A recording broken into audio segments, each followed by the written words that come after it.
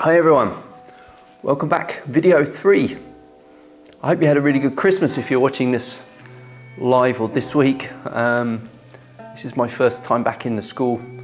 We're on 2 days after Christmas, so came in and did some practice today, made some tea, thought I'd do the third and final video in the series of how to make 2024 the year that you finally get good at Kung Fu, Tai Chi or whatever you want. I know it's a somewhat clickbaity title, but that's unfortunately the way it works these days. That's what makes people watch. We spoke about this in the first video, really, which is using technology and these kind of habit forming things as a force for good rather than evil. By that I mean that your wisdom mind is in charge rather than your monkey mind is in charge. So in other words, rather than at the mercy of our habits and our attention at the mercy of all these kind of clickbait, we say, okay, how can we use this intelligently to steer ourselves to building good habits, if that's what you want to do, which is, I assume, why you're watching this video. So the first one, I spoke about how to make a habit that you really will stick to. I genuinely believe this because it just works, and as I said, a lot of research has gone into it in the industry of the social media, and lots of people are using these kind of apps and so on. So I really believe that's a good method to build a habit. And then in the second video, I was talking about not just practicing, but deliberate practice, that which has a goal, that which has something measurable. So you can say, this is where I want to be, this is where I am. I have to have a realistic time frame. So I've got to understand how the human body adapts to training, whether this is achievable, how long it's going to take, and how I can measure the progress. And then using, rewards, whether it's a streak on your app or whatever, to make you feel good about practicing in the short term until the development of skill is its own reward. Ultimately, it's intrinsic, but we need sometimes to rely on extrinsic motivations to begin with. Okay, so the final one, people say they've been waiting for this one. How do you plan your schedule? How do you train? What does a week's practice look like? Spoiler alert, I can't tell you every nuance on a video. It's huge, and we're all training for different reasons. So a lot of it, the answer is, it depends, but there's a broad protocol that we can follow that will give like the 80-20 result, and that's what I'm going to start with, and then I'm going to show you how you tweak it as you're more advanced. The more advanced you get, the more sophisticated your programming has to be, because firstly is the idea of maintaining what you've already achieved, and second is, as you get nearer to your potential, it takes more work to make incrementally smaller progress, and therefore you need to tailor your training for a specific goal while maintaining all the previous goals. So what do I mean by that? There's a number of people going to be watching this that are training for different reasons and different things. Let's say you're a Tai Chi student whose goal is simply to practice the form every day next year, to get a 365 streak, because you know that's going to be great for your health, your well-being, of course the development of skill of your Tai Chi, and many other good reasons. For that, if that is your goal, and that is the kind of thing that you're doing, whether it's something that doesn't deplete the body, i.e. something that leaves you feeling energized and you don't need recovery, then it's fine to do that every day. Just set the goal. I'm going to do my Tai Chi form every day next year, and set the app, and it's 365, and go for it. And that's fantastic. That's what I personally do with some of my habits. For example, my Qigong meditation, I do those every day, like regardless. You don't need recovery. So if that's your goal, it's really easy. Just set the app every day, go for it, start getting that streak, start building that streak up. Now, what if your goal is more, say, fitness oriented or fighting? Then it's a little bit different.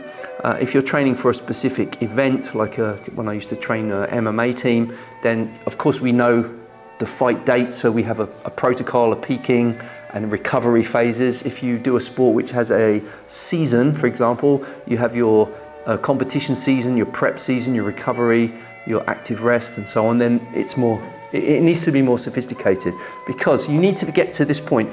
If you're training the same every week, you can get this good. If you're meeting someone that has peaked they're going to be better. So what you need to do is you need to get up there. You can't maintain it, then you need to rest and recover, and you get up there again. But each time you go up there, perhaps your peak is a little higher than it was before as your skill develops. And so we use this kind of wave-like progression. My suggestion is to split your training into, now I do usually 12 weeks, but it depends.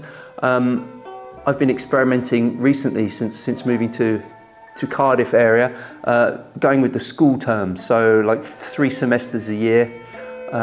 Some schools have 4, so it's something like that with a break in between. So you have a scheduled recovery phase, and then you know what you want to achieve. So it might be, let's take an example of a 12-week semester or training block, and you're going to say, right, I have certain goals. Let's say strength, flexibility, cardiovascular, and conditioning, body conditioning. Those are the 4 parts of traditional Kung Fu that I would consider to be supplemental, fundamental skills over and above the actual Kung Fu forms and the fighting and the actual technical side of it. I'm just talking about, this is supplemental training, because you need to be going to your classes to do for your partner work, your pad work, your sparring, or learning the forms, whatever that might be. So let's say, for example, you do that 3 times a week, which is kind of average, let's say.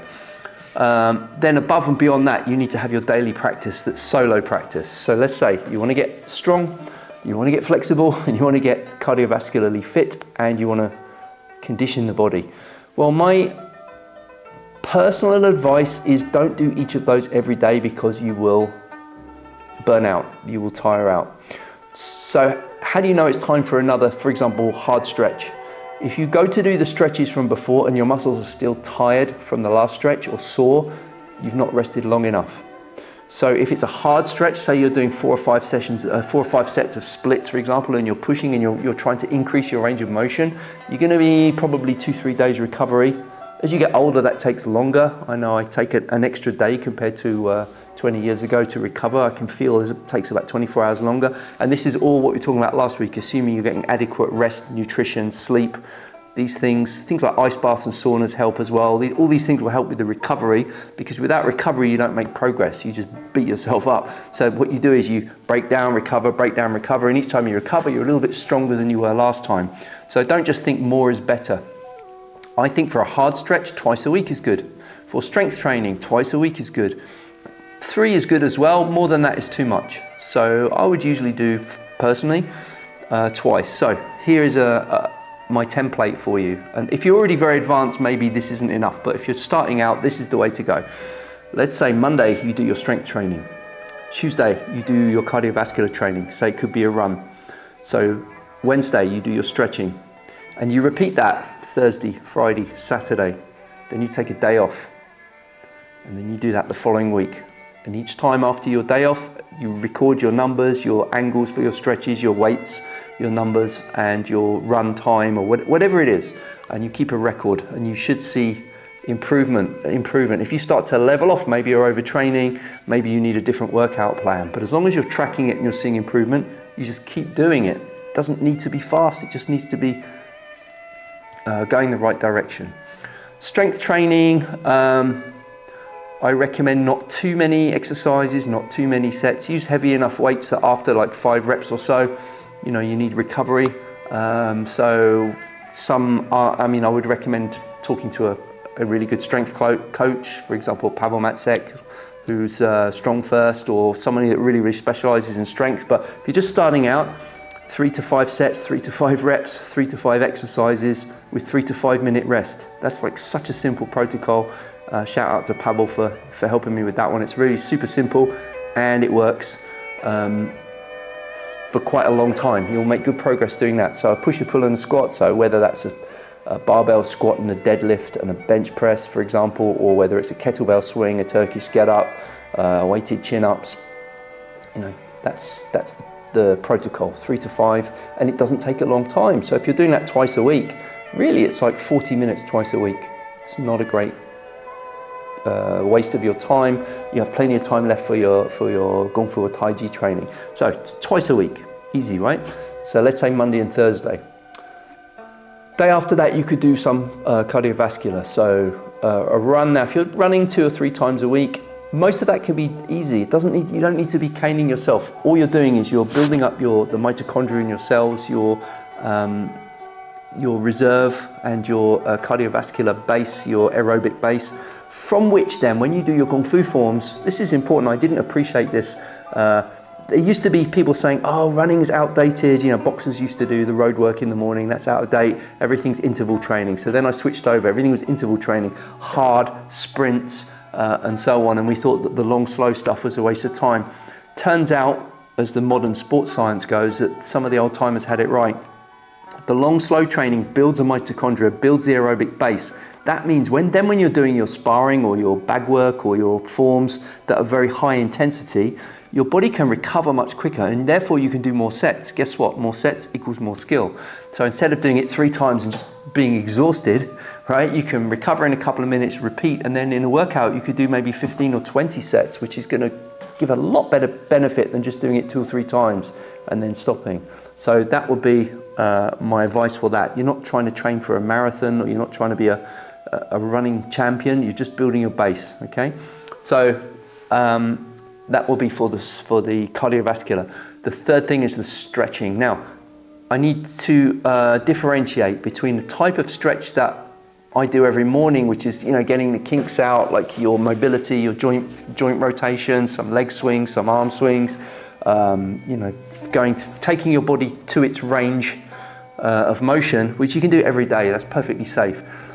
But what I'm talking about here is trying to get into new ranges of motion. So for example, if you can't touch your toes and your goal is to touch your toes, that's different to, I can touch my toes when I'm warmed up, and then every day I warm up and touch my toes. What you're then doing is taking yourself from your cold range of motion to your warm range of motion. You need to do that before you do your martial arts, because then you can achieve the requisite postures that you need for the form. Obviously, if you can't get into the posture, you can't practice it, right? So that would be the first thing. Now, that's safe to do every day, and you won't be aching the next day, right? But what I'm talking about, if say you can't touch your toes, and then I was talking last week about making some kind of measurement, for example, a pile of books, touching the books. We do a protocol of like 72 beats, touch, touch, touch, take one book away, 4 to 5 sets of that. That's, you make progress. You may even get that much more hamstring flexibility in a week, but it's going to be hard on the body. So that you wouldn't do every day. You'd have a couple of easy days after that. You'd still stretch them gently, and then the next time you do the hard stretch, you shouldn't be aching. You shouldn't feel that still sore. So typically that's, again, twice a week is my suggestion. So I hope you have some idea now of what a weekly schedule might look like. Strength, cardiovascular, flexibility, Monday, Tuesday, Wednesday, Thursday, Friday, Saturday. You need 1 day rest. When I say rest, I still on my rest day go for a nice walk or do some Tai Chi. When I say rest, I mean not doing anything that requires adaptation for the body so it can recover. So other things you can add, cold showers, saunas, ice baths, they will speed recovery. They're not a, what's the word? Not instead of a good night's sleep, that's primary, and proper nutrition, that's primary, but that's possibly another video. So that's a week. If you're more sophisticated, you may say, well, I may do strength training 4 times a week and stretching 4 times a week. Okay, then you need to do 2 different workouts, an A and a B. So for example, if you're pushing on the A, you're pulling on the B, right? Again, this is only for those who've been training a little bit longer, but what that does, you're still getting a full rest for each body part. So you're not doing, if you're doing Monday, Tuesday, example, strength training, Monday, Tuesday, and then Wednesday rest, and then Thursday, Friday, which is another very workable, so it's 4 times a week, but you're not doing the same exercises as Monday and Tuesday. So Monday and Thursday is the same, Tuesday and Friday is the same. So for example, you could split according to upper and lower body, according to push and pull, or whatever, but I would make sure you're using a proper routine. Don't just make it up if you don't know what you're doing, because these things are really, really important. The same thing with the flexibility. So for example, if you're doing flexibility training 4 times a week, if you were doing hamstring on a Monday, and then maybe Tuesday would be upper body stretches. So it could be back bridges or something like that. If you're doing front splits one day, you could do side splits another day, because it's totally different muscles that you're stretching. So you'll give a chance to recover. So I'm probably talking too long now. This is a long video, but I just wanted to give you this idea. So make sure I've told everything. I think there's not really, I can't cover too much more. It's way too much. I'm just going to do a quick, please don't fast forward or skip this, just very brief plug for the online academy, because next month, start of the year, I'm going to do a special offer for new members. So you're going to get a month at half price, so you can try it out. You can cancel any time with a click. You don't need to contact me.